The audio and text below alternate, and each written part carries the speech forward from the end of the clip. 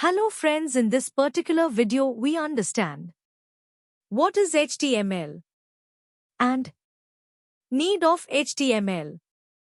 Hypertext Markup Language (HTML) is a standard markup language to create the structure of a web page.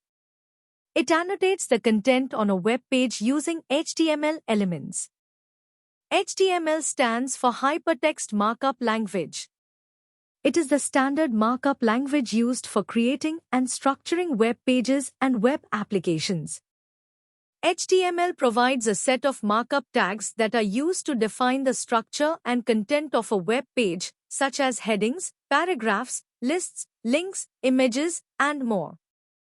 Web browsers interpret HTML documents and render them into multimedia web pages that users can view on the internet.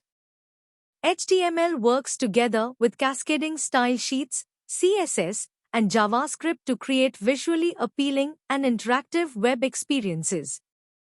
Understanding HTML, we need to understand what is the HTML document structure. HTML document structure tells the browser how to render the text written in each of the HTML elements of the web page. Consider that we need to create a web page. The basic HTML document structure will be as screen.